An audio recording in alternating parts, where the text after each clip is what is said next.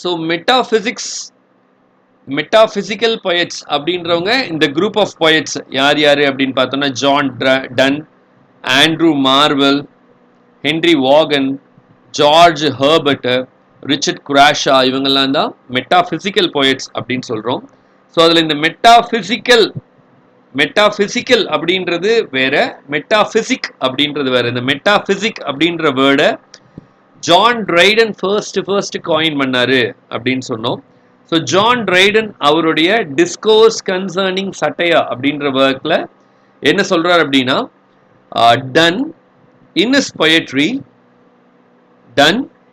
poetry affects the metaphysics in his amorous verse, where nature only should reign and perplex the mind of the fair sex with nice speculation of philosophy when he should engage their heart. அப்படின்னு Triton தான் முத metaphysics அப்படின்ற வேர்டை use பண்றாரு.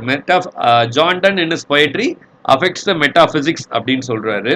அதற்கப்புறம் மறுபடியும் Samuel Johnson வந்து என்ன சொல்றாரு அப்படின்னு பார்த்தோம்னா, லைஃப் ஆஃப் poetsல வந்து சொல்லும்போது என்ன சொல்றாரு அப்படின்னா, இந்த 17th centuryல ஒரு ரேஸ் ஆஃப் ரைட்டர்ஸ் வந்தாங்க.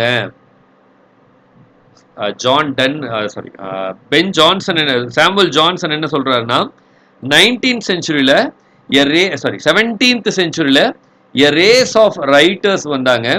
அவங்க வந்து என்ன பண்ணாங்க அப்படின்னு பார்த்தோம்னா, அப்போ வந்து இவரு சாமுவல் ஜான்சன் ஒரு கோட் யூஸ் பண்றாரு. என்ன அப்படின்னு பார்த்தோம்னா, the most heterogeneous ideas were yoked together with violence அப்படின்னு சாமுவல் ஜான்சன் சொல்றாரு மெட்டாபிசிக்கல் poets பத்தி சொல்லும்போது. சரிங்களா, most heterogeneous ideas yoked together with violence அப்படின்னு சாமுவல் ஜான்சன் சொல்றாரு. ஸோ அதுதான் வந்து இங்க அது அப்படியே word voluntarily deviation from nature in pursuit of something new and strange அப்படின்னு சொல்றாங்க. அதே மாதிரி சாமுவல் ஜான்சனுக்கு அப்புறம் நம்மளுடைய தாமஸ் த்ரெஹர்னும் வந்து என்ன சொல்றாரு அப்படின்னு பார்த்தோம்னா, அவரும் வந்து இந்த மெட்டாபிசிக்கல் ரைட்டர்ல நம்ம கன்சிடர் பண்ணலாம் அப்படின்னு சொல்றாங்க. அவருடைய ப்ரோஸ் ஒர்க்கான செஞ்சுரிஸ் ஆஃப் மெடிடேஷனும் நம்ம மெட்டாபிசிக்கல் ஒர்க் அப்படின்னு சொல்லலாம். ஏன்னா நம்ம மெட்டாபிசிக்கல் ரைட்டர்ஸ் அப்படின்னா நம்ம ஒரு 10 பேர்த்த தான் ஐடென்டிஃபை பண்ணியிருக்கோம். யாரு? John Donne, George Herbert, Richard Crashaw, Henry Vaughan, Andrew Marvell, அதே மாதிரி John Milton, Edward Waller, William Davenant, Sir John Denham, அதே மாதிரி ஆப்ரம் காலே, இவங்களை மட்டும்தான் இந்த ஜான்சனும் சரி ஜான்சன் சொல்றாரு. இதை தாண்டி இந்த தாமஸ் த்ரெஹர்னையும் நம்ம வந்து மெட்டாபிசிக்கல் ரைட்டர்ஸ் அப்படின்ற லிஸ்டுக்குள்ள கொண்டு வரலாம் அப்படின்னு சொல்றாங்க. அவருடைய இந்த செஞ்சுரிஸ் ஆஃப் மெடிடேஷனை மெட்டாபிசிக்கல் ஒர்க்காக நம்ம கன்சிடர் பண்ணலாம் அப்படின்னு சொல்றாங்க. சரிங்களா, ஸோ மெட்டாபிசிக்கல் ரைட்டர்ஸ் பொறுத்த வரைக்கும் அவங்க நிறைய ரிலீஜியஸ் ரைட்டர்ஸாக இருந்தாங்க. அவங்களுடைய ரைட்டிங்ஸ் இப்போ வந்து கெவாலியர்ஸ்க்கும் இவங்களுக்கும் என்ன டிஃபரன்ஸ் அப்படின்னா, கெவாலியர்ஸ் வந்து கெய்டி, ரொம்ப ஹாப்பியா இருப்பாங்க, கார்பேடியம் ரைட்டிங் எழுதுவாங்க. இன்ஃபேக்ட் இவங்களும் கார்பேடியம் மெட்டாபிசிக்கல் poetsம் வந்து கார்பேடியம் ரைட்டிங் எழுதுவாங்க. பட் அவங்க வந்து ஃபுல் அண்ட் ஃபுல் ஹாப்பினஸ் அதை மட்டுமே தான் டீல் பண்ணுவாங்க. ஆனா இவங்க வந்து பார்த்தோம் அப்படின்னா இவங்களுடைய ரைட்டிங் எப்படி இருக்கும் அப்படின்னு பார்த்தோன்னா, ரொம்ப சட்டிலான காம்ப்ளெக்ஸான ஐடியாஸ் எல்லாம் ஒன்னா கொண்டு வந்திருப்பாங்க. அதுதான் வந்து ஜான்சன் சொல்றாரு இல்லையா, என்னது மோஸ்ட் ஹெட்ரோஜீனியஸ் ஐடியாஸ் வேர் யாக்குடுன்னா என்னதுங்க, முட்டையோட இந்த எல்லோ யோக் கேள்விப்பட்டிருப்போம் இல்லையா, அது மாதிரி யாக்குடு பர்பஸா துணிச்சு வைக்கிறது, yoked with violence. Heterogeneous, what is heterogeneous? Homogeneous அப்படின்னா சிமிலரான ஐடியாஸ், ஹெட்ரோஜீனியஸ்னா டிசிமிலர் ஐடியாஸை வயலன்ஸோட ஒன்னா சேர்த்து துணிச்சு வச்சிருப்பாங்க அப்படின்னு சொல்றாரு. சரிங்களா, ஸோ அந்த மாதிரி சொல்றாங்க. அப்போ இவங்களோட இதெல்லாம் எப்படி ரொம்ப இன்டலெக்சுவலி ரிகரஸான ஐடியாஸா இருக்கும் மெட்டாபிசிக்கல் ரைட்டர்ஸோடது. அதே மாதிரி இவங்களோட மெட்டஃபர்ஸ் எல்லாம் வந்து பார்த்தோம் அப்படின்னா ஜியாகிரபி, ஹிஸ்டரி, அஸ்ட்ரானமி, ஆல்கமி, மேத்தமெட்டிக்ஸ்னு அவங்களுக்கு எதுலாம் நாலேஜ் இருக்கோ அது எல்லாத்தையும் ஒன்னா கொண்டாந்து இங்க இது பண்ணிடுவாங்க மெட்டாபிசிக்கல் ரைட்டர்ஸ். சரிங்களா, ஸோ அதுலேயுமே வந்து பார்த்தோம் அப்படின்னா இந்த இவங்களுக்கு அப்புறம் யார், நம்ம ட்ரைடனு, ஜான்சன் மாதிரி இன்னொருத்தரும் இந்த மெட்டாபிசிக்கல் ரைட்டர்ஸ் பத்தி சொல்லியிருக்காரு. அவர் யாரு அப்படின்னா ஹெச்சி கிரியர்சன், அந்த நேம் ஞாபகத்தில் வச்சுக்கோங்க. H C Grierson, GRIERSON. H C Grierson அவருடைய எஸ்ஸேல வந்து இன்ட்ரோடக்ஷன் டு மெட்டாபிசிக்கல் லிரிக்ஸ் அப்படின்ற ஒர்க்ல மறுபடியும் மெட்டாபிசிக்கல் ரைட்டர்ஸ் பத்தி எழுதியிருக்காங்க. இந்த ஒர்க்கை வந்து ஹெச்சி கிரியர்சனோட ஒர்க்கை மறுபடியும் டிஎஸ் எலியட் மெட்டாபிசிக்கல் பொயட்ஸ்னே ஒரு எஸ்ஏவாவே எழுதியிருக்காரு. ஸோ மெட்டாபிசிக்கல் பொயட்ஸ் பத்தி 4 பேர் சொல்லியிருக்காங்க. 4 பேர் 4 விதமா சொல்லியிருக்காங்க. ஒன்னு யாரு அப்படின்னா ஜான் ட்ரைடன். சரிங்களா? ஜான் ட்ரைடன் என்ன சொல்றாரு? ஜான் டன்னோட பொயட்ரி வந்து இட் அஃபெக்ட்ஸ் மெட்டாபிசிக்ஸ் அப்படின்னு ஜான் டன் சொல்லியிருக்காரு. சாமுவல் ஜான்சன் என்ன சொல்லியிருக்காரு? The most heterogeneous ideas were yoked together with violence அப்படின்னு சாமுவல் ஜான்சன் சொல்லியிருக்காரு. அதே மாதிரி ஹெச்சி கிரியர்சன் வந்து என்ன சொல்லியிருக்காரு? இவங்களோட ரைட்டிங் மெட்டாபிசிக்கல் ரைட்டிங்லாம் வந்து பார்த்தோம் அப்படின்னா இட் சோர்ட் இன் ரிசல்ட்ஸ். சோர்டுன்னு என்னது? வெண்ட் அப் ஹை இன் ரிசல்ட்ஸ் அப்படின்னு ஹெச்சி கியர்சன் வந்து மெட்டாபிசிக்கல் ரைட்டர்ஸை பற்றி முத புகழ்ந்து சொன்னவர் ஹெச்சி கியர்சன் தான். கிரியர்சன், GRIERSON. மெட்டாபிசிக்கல் ரைட்டர்ஸை புகழ்ந்து சொன்னவர் முதல் ஹெச்சி கிரியர்சன் தான். ஜான் ட்ரைடன் மெட்டாபிசிக்கல் ரைட்டர்ஸை பெருசாக புகழல. சாமுவல் ஜான்சன் மெட்டாபிசிக்கல் ரைட்டர்ஸை பெருசாக புகழல. ஏன்னா அவர் சொல்லும் போதே அவரோட இந்த கோட் வந்து ரொம்ப ஃபேமஸான quote. The most heterogeneous ideas are yoked together with violence அப்படின்றது ரொம்ப ஃபேமஸான ஐடியா. ஆனால் அவங்கள பற்றி first reputation of metaphysical sort அப்படின்னு சொன்னவர் ஹெச்சி கிரியர்சன். அதே அந்த விஷயத்தை அவர் 1912 சொல்றாரு. சில வருஷத்துக்கு அப்புறம் மெட்டாபிசிக்கல் பொயட்ஸ் அப்படின்னு எஸ்ஏ மூலமா யார் சொல்றா அப்படின்னு பார்த்தோம்னா நம்மளோட டிஎஸ் எலியட் சொல்றாரு. சரிங்களா? ஸோ டிஎஸ் எலியட் சொல்லும்போது என்ன சொல்றாருன்னா மெட்டாபிசிக்கல் பொயட்ஸ் பத்தி ஒரு டேர்ம் சொல்றாரு, association of sensibility, dissociation of sensibility. அதாவது இந்த சென்ஸ் அப்படின்ற விஷயத்துக்கூட இந்த மெட்டாபிசிக்கல் பொயட்ஸ் என்ன பண்றாங்கன்னா அசோசியேட் பண்ணாங்க. சென்ஸையும் தாட்ஸையும் ஒன்னா இணைச்சு எழுதுனாங்க. ஆனா அவங்களுக்கு அப்புறம் பின்னாடி வந்த டென்னிசன், ப்ரௌனிங்லாம் வந்து என்ன பண்றாங்க அப்படின்னா அவங்களோட போயம்ல they do not feel their thought அப்படின்னு சொல்றாங்க. ஆனா மெட்டாபிசிக்கல் பொயட்ஸ் என்ன பண்ணாங்க? அவங்களோட ஃபீலிங்ஸ் எல்லாம் தாட்டையும் ஃபீலிங்ஸையும் ஃபீல் பண்றாங்க. அவங்களோட போயம்ல ஃபீலிங்ஸும் இருந்தது, தாட்டும் இருந்தது அப்படின்னு டிஎஸ் எலியட் வந்து புகழ ஆரம்பிச்சாரு. ஸோ அந்த மாதிரியான செட் ஆஃப் மெட்டாபிசிக்கல் ரைட்டர்ஸ் தான். இதுல ஜான்சன் சொன்ன லிஸ்ட்ல கடைசியா இருந்த ஆப்ரஹாம் காலேயை நம்ம ஃபர்ஸ்ட் கொண்டு வரோம். ஏன் ஜான்சன் வந்து கடைசியா சொன்னார்னா குரோனலாஜிக்கல் ஏஜ்ல வந்து ஜான்சன் கடைசி. ஏன்னா ஒவ்வொரு ரைட்டர் பார்த்தீங்கன்னா ஜான் டன் ஆக்சுவல் குரோனலாஜிக்கலா ஜான் டன், ஆப்ரஹாம் காலே தான் குரோனலாஜிக்கலா லாஸ்ட். அது ஞாபகத்தில் வச்சுக்கோங்க. குரோனலாஜிக்கலா ஆர்டர் பண்ண சொன்னாங்கன்னா ஆப்ரஹாம் காலே பர்த் இயரை பேஸ் பண்ணி கடைசி. ஆனா நம்ம அவரோட லீடிங் காம்பனன்ட்ன்றதுனால முன்னாடி கொண்டு வந்திருக்கோம். Be very clear. So Abraham காலே he was born in the year 1618 and he died in the year 1667. Metaphysical பொயட்ஸோட சீஃப் ரெப்ரசன்டேட்டிவ். அவருடைய ஃபேமஸான ஒர்க் வந்து பார்த்தோம் அப்படின்னா பொலிட்டிக்கல் பிளாசம்ஸ் அப்படின்றது அவருடைய ஃபேமஸான ஒர்க்காக பார்க்கிறோம். அதே மாதிரி த மிஸ்ட்ரஸ், த கார்டியன், இதெல்லாம் வந்து ஆப்ரஹாம் காலேயோட ஃபேமஸான ஒர்க் அப்படின்னு பார்க்குறோம். சரிங்களா? பொலிட்டிக்கல் பிளாசம்ஸ், த மிஸ்ட்ரஸ் அப்படின்றது அன்ஃபினிஷ்டு எபிக். சரிங்களா? அதே மாதிரி கார்டியன் அப்படின்றது அவருடைய காமெடி. அண்ட் பொலிட்டிக்கல் பிளாசம்ஸ் வந்து அவருடைய ஃபர்ஸ்ட் புக்கு.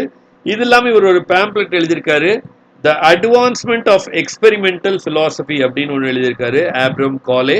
ஆப்ரஹாம் காலே வந்து பார்த்தோம் அப்படின்னா இந்த மெட்டாபிசிக்கல் பொயட்ல குரோனலாஜிக்கலா கடைசி. பட் அஸ் அ ஐடியாலஜிக்கலா அவர் பார்த்தோம்னா லீடிங் ஃபிகரா இருக்கார். சரிங்களா? ஸோ ஜான்சன் பொறுத்த வரைக்கும், சாமுவல் ஜான்சன் பொறுத்த வரைக்கும் மெட்டாபிசிக்கல் பொயட்ல பைனியரிங் ரைட்டர் அப்படின்னா ஜான் டன் தான். குரோனலாஜிக்கலாவும் ஜான் டன் தான் ஃபர்ஸ்ட் வர்றார்.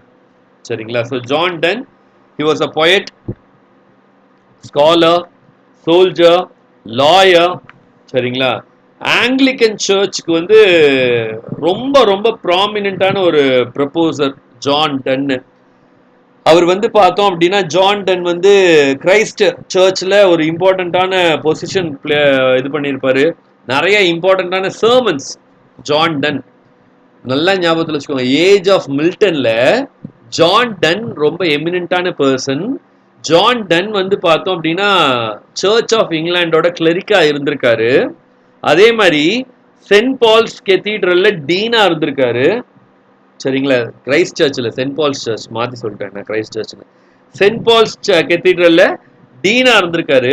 இவரு சென்ட் பால்ஸ் கெத்தீட்ரல்ல டீனா இருக்கும்போது அதே சென்ட் பால்ஸ் இதுல வந்து கிரைஸ்ட்ல வந்து சென்ட் பால்ஸ்ல வந்து ஸ்டூடெண்டா இருந்தவர் John Milton. Okay, John Donne வந்து சென்ட் பால்ஸ் கெத்தீட்ரல்ல டீனா இருக்கும்போது சென்ட் பால்ஸ்ல ஸ்டூடெண்டா இருந்தவர் யாருங்க? John Milton. சரிங்களா, ஸோ ஜான் மில்டனுக்கு இவர் ரொம்ப ஒரு ஃபாதர் ஃபிகர் மாதிரியான ஒரு பர்சன். இன்ஃபேக்ட் இவருடைய நிறைய சர்மன்ஸை வந்து ஜான் மில்டன் கேட்டிருக்கலாம். ஜான் டன் வந்து பார்த்தோன்னா நிறைய ஃபேமஸான சர்மன்ஸ்லாம் சொல்லியிருக்காரு.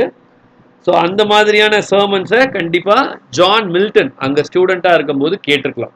சரிங்களா, ஸோ இவரோட ஃபேமஸான சர்மனில் ஒன்று என்ன அப்படின்னு பார்த்தோன்னா டிவோஷன்ஸ் அப்பான் எமர்ஜென்ட் அக்கேஷன்ஸ் அப்படின்றது இவரோட ஃபேமஸான ஒரு சர்மனு. இது வந்து சார்ல்ஸ் த ஃபர்ஸ்ட்டுக்கு முன்னாடி சர்மனாக சொல்கிறாரு. அதுக்கப்புறம் இதை போயமாகவும் இதை ப்ரோஸ் பீஸாகவும் எழுதியிருக்காரு. அதே மாதிரி இவர் வந்து இவரோட கடைசி சர்மன் வந்து பார்த்தோம் அப்படின்னா அதுவும் ரொம்ப ஃபேமஸான சர்மன், டெத்ஸ் டியூவல் அப்படின்னு சொல்லுவாங்க. அந்த சர்மனும் ரொம்ப ஃபேமஸான சர்மன் அப்படின்றாங்க. இவரோட சர்மன்ல ஒரு கொட்டேஷன் இருக்கு, no man is an island அப்படின்ற கொட்டேஷன். சரிங்களா, ஸோ ஜான் டன் வந்து ஒரு பொயட்டை தாண்டி, நம்ம ஜான் டன் அப்படின்னா டக்குன்னு நம்ம நினைவுக்கு வர்றது canonisation, ecstasy, him to God, இதெல்லாம் ஞாபகத்துக்கு வரும். பட் இதெல்லாம் தாண்டி ஜான் டன்னை பொறுத்த வரைக்கும் யாரு அப்படின்னு பார்த்தோன்னா, ஜான் டன் வந்து ஒரு ப்ரீச்சர், ஒரு சர்ச் ஆஃப் இங்கிலாந்து ஆங்கிலிக்கன் சர்ச்சில் ஒரு இம்பார்ட்டண்ட்டான ரோல் பிளே பண்ணியிருக்காரு. டீன் ஆஃப் சென்ட் பால்ஸ் கெத்தீட்ரல்ல இருந்திருக்காரு. மெட்டாபிசிக்கல் போய்ட்ஸில் ஒரு ப்ரீ எமினன்ட் ரெப்ரசன்டேட்டிவாக இருந்திருக்காரு. நிறையா லாட்டின் எபிகிராம்ஸ் எலிஜிஸ்லாம் எழுதியிருக்காரு. நிறையா சர்மன்ஸ் எழுதியிருக்காரு. இவரோட ஃபேமஸான ஒர்க்ஸ்லாம் வந்து பார்த்தோம் அப்படின்னா பியத்தானட்டோஸ், அதே மாதிரி சியூடோ மார்டேயா அப்படின்ற ஒரு ஒர்க் எழுதியிருக்காரு. இன்னொரு ஒர்க் இங்கே நான் கொடுக்கல, அந்த ஒர்க்கோட பேர் இக்னிஷியஸ் அண்ட் இஸ் கான்க்ளேவ் அப்படின்றது, இக்னிஷியஸ் அண்ட் இஸ் கான்க்ளேவ். சரிங்களா, ஸோ அந்த இக்னிஷியஸ் அண்ட் இஸ் கான்க்ளேவ்ல saint Loyola of Ignatius of Loyola அவரை வந்து கிரிட்டிசைஸ் பண்ணியிருப்பாரு. இக்னிஷியஸ் ஆஃப் லொயோலானா, லொயோலா வந்து உங்களுக்கு தெரியும், லொயோலா காலேஜ் கூட சென்னையில் இருக்கு. சரிங்களா, லொயோலா அப்படின்றவர் ரோமன் கேத்தலிக்ல இருக்கிற ஒரு ப்ராமினன்ட் ஜெஸ்யூட். அவரை கிரிட்டிசைஸ் பண்ணி இக்னேஷியஸ் இஸ் கான்க்ளேவ் அப்படின்ற ஒரு ஒர்க் எழுதியிருக்காரு. சரிங்களா, அதே மாதிரி கோர்ட்டியோ லைப்ரரி எழுதியிருக்காரு. இவரோட ஃபேமஸான போயம்ஸ்லாம், ஜான் டன்னோட ஃபேமஸான போயம்ஸ்லாம் the flea, the good morrow, the rising sun, the sun rising, canonization, a valediction forbidding mourning, ecstasy, அதே மாதிரி hymn to God, Good Friday, இதெல்லாம் இவருடைய ப்ராமினென்ட்டான போம்ஸ் அப்படின்னு பார்க்குறோம் ஜான் டன். ஸோ ஜான் டன்னுக்கு அப்புறம் அந்த வேலிடிக்ஷன் ஃபார்பிடிங் மார்னிங் ஒரு இம்பார்ட்டண்ட்டான ஒர்க்காக பார்க்கப்படுது. நமக்கு பிஜிடிஆர்பி சிலபஸில் வந்து பார்த்தோன்னா கேனனைசேஷன்லாம் இருந்தது. சரிங்களா, அடுத்தது வந்து பார்த்தோம் அப்படின்னா George Herbert. So George Herbert வந்து பார்த்தோம் அப்படின்னா இவரும் ப்ரீஸ்ட் ஆஃப் இங்கிலாந்து, இவரும் ஆங்கிலிக்கன் ப்ரீஸ்ட் தான். எப்படி வந்து நம்மளுடைய ஜான் டன் எப்படி ஒரு ஆங்கிலிக்கன் ப்ரீஸ்டோ அதே மாதிரி ஜார்ஜ் ஹெர்பர்ட் ஒரு ஆங்கிலிக்கன் ப்ரீஸ்ட் தான். இவர் வந்து பார்த்தோம் அப்படின்னா இவர் வந்து ஹோலி சானட்ஸ் அப்படின்னு ஒன்று எழுதியிருக்காரு.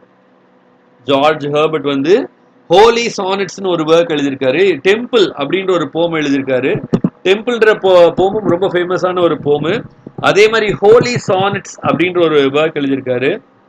இதில் இந்த ஹோலி சானட்ஸ் வந்து பார்த்தோம் அப்படின்னா it was dedicated to John Donne. சரிங்களா, ஹோலி சானட்ஸ். அதே மாதிரி டெம்பிள், ப்ரீஸ்ட் ஆஃப் டெம்பிள், இதெல்லாம் ஜார்ஜ் ஹெர்பர்ட்டோட இம்பார்ட்டண்ட்டான ஒர்க்கு. ஜார்ஜ் ஹெர்பர்ட்டோட ஒர்க்ல வந்து பார்த்தோம் அப்படின்னா அஃப்ளிக்ஷன் ஐ அப்படின்ற ஒர்க்கு, த புள்ளி, இதெல்லாம் வந்து பிஜிடிஆர்பி சிலபஸ்ல இருந்தது. சரிங்களா, த அஃப்ளிக்ஷன் ஐ ஜான் டன்னோடதுல வந்து பார்த்தோம்னா த அஃப்ளிக்ஷன்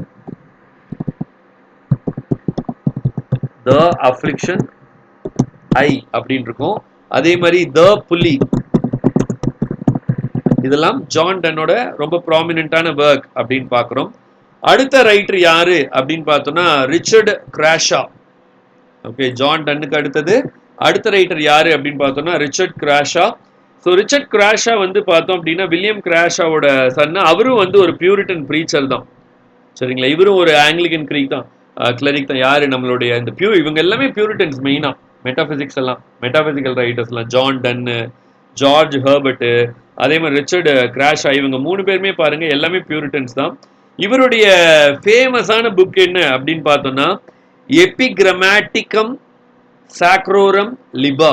எபிகிராமட்டிகம் சாக்ரோரம் லிபா அப்படின்றது ரிச்சர்ட் கிராஷாவோட ஃபேமஸான ஒர்க் அப்படின்னு பார்க்குறோம். அதே மாதிரி இந்த எபிகிராமோட்டம் சாக்ரோரம் லிபர் அப்படின்றதோட இங்கிலீஷ் வெர்ஷன் என்ன அப்படின்னு பார்த்தோம்னா a book of sacred epigrams. A book of sacred epigrams, சரிங்களா. இவர் ஆரம்பத்தில் ஆங்கிலிக்கன் பிரீஸ்டா, பியூரிட்டன் பிரீச்சரா இருக்காரு. ஆனா போக போக என்ன ஆகுது அப்படின்னு பார்த்தோம்னா அவரோட அந்த ஆங்கிலிக்கன் இதா இருந்துட்டு கேத்தலிக் லேர்னிங்ஸ், நிறைய கேத்தலிக் ஐடியாலஜிஸ்லாம் இம்ப்ரெஸ் ஆகி கேத்தலிக்கு கன்வெர்ட் ஆயிடுறாரு, ரோமன் கேத்தலிக்கா மாறிடுறாரு. ஆரம்பத்தில் வந்து பார்த்தோம் அப்படின்னா ஆங்கிலிக்கன் கிளரிக்கா இருந்துட்டு ரோமன் கேத்தலிக்கு கன்வெர்ட் ஆயிடுறாரு. அதுக்கப்புறம் அவர் எழுதின போயம் தான் ஸ்டெப்ஸ் டு த டெம்பிள். நல்லா ஞாபகத்தில் வச்சுக்கோங்க, த டெம்பிள். அதே மாதிரி a priest to the temple, the temple, a priest, a priest to the temple. இதெல்லாம் எழுதினது ஜார்ஜ் ஹெர்பர்ட்டுங்க. டெம்பிள், பிரீஸ்ட் டு த டெம்பிள்லாம் எழுதினது ஜார்ஜ் ஹெர்பர்ட். ரிச்சர்ட் கிராஷா எழுதின ஒர்க்கோட பேரு steps to the temple, sacred poems. இவர் எழுதுனது சாக்ரட் போயம்ஸ் தான். அங்க ஜார்ஜ் ஹெர்பர்ட்டோடதுல பாருங்க the temple, sacred poems and private ejaculation அப்படின்னு எழுதியிருக்காரு. ரிச்சர்ட் கிராஷா வந்து பாத்தீங்கன்னா steps to the temple, sacred poems அப்படின்னு எழுதியிருக்காரு. அதே மாதிரி Carmen Deo Nostro, Carmen Deo நாஸ்ட்ரோன்ற ஒர்க் எழுதியிருக்காரு. டிலைட்ஸ் ஆஃப் த மியூசஸ் அப்படின்ற ஒர்க் எழுதியிருக்காரு ரிச்சர்ட் கிராஷா, சரிங்களா. ஸோ ரிச்சர்ட் கிராஷாக்கு அடுத்தது நம்ம அடுத்து பார்க்குற ரைட்டர் யாரு அப்படின்னு பார்த்தோம்னா ஹென்ரி வாகன். இந்த ஹென்ரி வாகனோட ப்ராமினென்ட்டான ஒர்க் என்ன அப்படின்னு பார்த்தோம்னா poems with the 10th satire of Juvenal Englished, சரிங்களா. 1646 எழுதியிருக்காரு. Poems with the 10th satires of Juvenal Englished அப்படின்ற ஒர்க் எழுதியிருக்காரு நம்மளுடைய ஹென்ரி வாகன். அதே மாதிரி பார்த்தோம் அப்படின்னா ரெட்ரீட் அப்படின்ற ஒர்க் எழுதியிருக்காரு. சைலக்ஸ் சின்டிலஸ் அப்படின்ற ஒர்க் எழுதியிருக்காரு, சைலஸ் சின்டிலஸ். அதே மாதிரி ஓலர் இஸ்கானஸ், த மவுண்ட் ஆஃப் ஆலிவஸ் அப்படின்ற ஒர்க்கு. இதெல்லாம் ஹென்ரி வாகனோட work, the mount of Olives and solitary devotion, Henry Vaughan. So Henry Vaughan வந்து பார்த்தோம் அப்படின்னா நிறைய செக்யூலர் ரைட்டிங்ஸ் எல்லாம் எழுதியிருக்காரு ஹென்ரி வாகன். ஸோ இவருடைய இம்பார்ட்டண்டான ஒர்க் என்ன அப்படின்னு பார்த்தோம்னா ஆலர் இஸ்கானஸ், ஆலர் இஸ்கானஸ், மவுண்ட் ஆஃப் ஆலிவஸ். மவுண்ட் ஆஃப் ஆலிவஸ்க்கு இன்னொரு சப்டைட்டில் வந்து பார்த்தோம் அப்படின்னா சாலிட்டரி டிவோஷன்ஸ். அது இல்லாமல் சைலக்ஸ் சின்டிலேனஸ் போயம்ஸ். இன்னொன்று என்ன அப்படின்னு பார்த்தோம்னா poems with the 10th satire of juvenile Englished அப்படின்ற ஒர்க்கு. த ரெட்ரீட் அப்படின்ற ஒர்க்கும் ஹென்ரி வாகன் எழுதியிருக்கார், சரிங்களா. ஸோ ஹென்ரி வாகனுக்கு அடுத்தது நமக்கு இருக்கவர் வந்து பார்த்தோம் அப்படின்னா ஆண்ட்ரூ மார்வல். ஆண்ட்ரூ மார்வல்னா நமக்கு டக்குன்னு என்ன என்ன போகும் ஞாபகத்துக்கு வருங்க? To his coy mistress. So to his coy mistress, Andrew மார்வலோட to his coy mistress ரொம்ப ஃபேமஸான ஒர்க்கு. அதில் வந்து பார்த்தோம் அப்படின்னா அந்த டு ஹிஸ் காய் மிஸ்ட்ரஸே வந்து பார்த்தோம் அப்படின்னா ஒரு கார்பேடியம் போயம் தான். நம்ம ஏற்கனவே வந்து கெவாலியர் போயிட்ஸ் வந்து கார்பேடியம் தீம் வந்து எடுத்திருக்காங்கன்னு சொன்னோம். அது வந்து கெவாலியர் போயிட்ஸ் மட்டும் கிடையாது, இவங்களும் கார்பேடியம் வச்சு எழுதியிருப்பாங்க. இந்த டு ஹிஸ் காய் மிஸ்ட்ரஸே ஒரு கார்பேடியம் போயம் தான். அந்த to his coy mistress poem ஃபுல்லாகவே வந்து பார்த்தோம் அப்படின்னா அந்த சீஸ் த டே அப்படின்ற ஐடியாலஜியை பேஸ் பண்ணி தான் அவர் எழுதியிருப்பாரு. அதில் பார்த்தீங்கன்னா ஏகப்பட்ட இயர்ஸ் சொல்லுவார், thousands of years to celebrate the eyes of his mistress, அவங்களோட பிரஸ்ட்டு, அவங்களோட ஃபோர்ஹெட்டு, சீக்ஸு அப்படின்னு அந்த எட்டர்னிட்டி வந்து நான் வந்து வேணும் அவங்களோட பியூட்டியை வந்து செலிப்ரேட் பண்ணுறதுக்குன்னு டு ஹிஸ் காய் மிஸ்ட்ரஸில் சொல்லியிருப்பாரு ஆண்ட்ரூ மார்வல். இவர் வந்து எம்பியாக இருந்திருக்காரு ஹவுஸ் ஆஃப் காமன்ஸில். ஹவுஸ் ஆஃப் காமன்ஸ்னு என்னதுங்க, நம்ம லோக்சபா மாதிரி ஹவுஸ் ஆஃப் காமன்ஸில் எம்பியாக இருந்திருக்காரு பிட்வீன் 1659 அண்ட் 1678. அதுக்கப்புறம் வந்து பார்த்தோம் அப்படின்னா ஜான் மில்டனோட அந்த காமன்வெல்த் பீரியட்ல ரொம்ப ரொம்ப இம்பார்ட்டண்ட்டான ரோல் பிளே பண்ணியிருக்காரு. சரிங்களா, ஜான் மில்டனோட டைம்ல பார்த்தோம், அந்த காமன்வெல்த் டைம்ல ஆலிவர் கிராம்வெலோட டைம்ல வந்து இம்பார்ட்டண்ட்டான ரோல் பிளே பண்ணியிருக்காரு. இந்த ஆண்ட்ரூ மார்வல் வந்து பார்த்தோம் அப்படின்னா ரொம்ப ஸ்பெஷலைஸ்டான ஒரு பர்சன். என்ன ஸ்பெஷலைஸ்டான பர்சன் அப்படின்னா, காமன்வெல்த் வந்து ரீஸ்டோர், காமன்வெல்த் வந்து முடிவுக்கு வந்து மறுபடியும் மொனார்கி வந்து ரீஸ்டோர் ஆகும்போது ஜான் மில்டன் சொல்லுவாங்கல்ல, கொஞ்ச நஞ்ச பேச்சாடா பேசுன அப்படின்ற மாதிரி ஜான் மில்டன் ஒண்ணுமே பண்ண முடியல, அவர்னால போய் ஹைட் அவுட்ல இருந்துகிட்டார். அப்போ ஆண்ட்ரூ மார்வல் தான் என்ன பண்றாரு அப்படின்னா ஜான் மில்டனுக்காக சார்ல்ஸ் செகண்ட் கிட்ட போய் பேசி ஜான் மில்டனுக்கு பப்ளிக் பார்டனிங் வாங்கி கொடுக்கிறார் ஆண்ட்ரூ மார்வல். சரிங்களா, ஏன்னா ஜான் மில்டன் வந்து அந்த காமன்வெல்த் டைம்ல அந்த அளவுக்கு அவர் வந்து ஆலிவர் கிராம்வெலுக்கு சப்போர்ட் பண்ணுவார் ஜான் மில்டன். ஆனா ஆண்ட்ரூ மார்வல் வந்து பாத்தீங்கன்னா ஆலிவர் கிராம்வெல் வரும்போது ஆலிவர் கிராம்வெலுக்கு தகுந்த மாதிரி பேசிக்குவாரு. ஆலிவர் கிராம்வெலுக்காக, அவருக்காக பாருங்க, ஆலிவர் கிராம்வெலுக்காக and Horatian ode upon Cromwell's return from England அப்படின்ற ஒர்க் எழுதுறாரு ஆலிவர் கிராம்வெலுக்காக. அதே மாதிரி ரிட்டன் ஃபார் அயர்லாந்து அப்படின்னு எழுதுறாரு. சரிங்களா, அப்புறம் இதே இங்க ஆலிவர் கிராம்வெல் இறந்ததுக்கு அப்புறம் ரிச்சர்ட் கிராம்வெல் வர்றார். ரிச்சர்ட் கிராம்வெல் வந்து கண்ட்ரி விட்டு பேனிஷ் பண்ணதுக்கு அப்புறம் சார்ல்ஸ் செகண்ட் கிங் ஆன உடனே சார்ல்ஸ் செகண்ட புகழ்ந்து பாடி சார்ல்ஸ் செகண்டோட நன்மதிப்பை பெற்றிருக்கிறார். சரிங்களா, ரெஸ்டரேஷன் பீரியட்ல நான் அதான் இங்க லாஸ்ட் லைன் பாருங்க, after the restoration period he changed his poetic note and wrote satire on Charles II. Satire on Charles II எழுதினாலும் இவர் வந்து பார்த்தோம் அப்படின்னா சார்ல்ஸ் செகண்டோட குட் நேம்ஸ்ல இருக்கிறார். சரிங்களா, அண்ட் இவர் தான் வந்து என்ன பண்றாரு அப்படின்னா ஜான் மில்டனுக்கு வந்து ராயல் பார்டன் வந்து வாங்கி கொடுக்குறாரு. சரிங்களா, ஆண்ட்ரூ மார்வல். ஸோ ஆண்ட்ரூ மார்வலோட ஒர்க் வந்து பாருங்க, to his coy mistress, upon Appleton house, the garden, ரொம்ப ஃபேமஸான ஒர்க். ஆண்ட்ரூ மார்வலோட ரொம்ப ஃபேமஸான ஒர்க் வந்து பார்த்தோம் அப்படின்னா த கார்டன். இது மூணுமே வந்து இந்த அப்பான் ஆப்பிள்டன் ஹவுஸ், கார்டனு, பெர்முடாஸ்னு ஒரு ஒர்க் எழுதியிருக்காரு. இதெல்லாம் இவரோட போயம் வந்து இதா பிரிக்கலாம், செக்ஷனா பிரிக்கலாம். Nature poem, religious poem. Religious poem பொறுத்த வரைக்கும் ஐஸ் அண்ட் ஃபியர்ஸ்ன்றது இவரோட ஃபேமஸான ரிலீஜியஸ் போயம். அதே மாதிரி டயலாக் பிட்வீன் சோல் அண்ட் பாடின்றது இவரோட ஃபேமஸான ரிலீஜியஸ் போயம். லவ் போயம்ஸை பொறுத்த வரைக்கும் டு ஹிஸ் காய் மிஸ்ட்ரஸ், அதே மாதிரி அன்பார்ச்சுனேட் லவ்வரு, இதெல்லாம் இவரோட லவ் போயம்.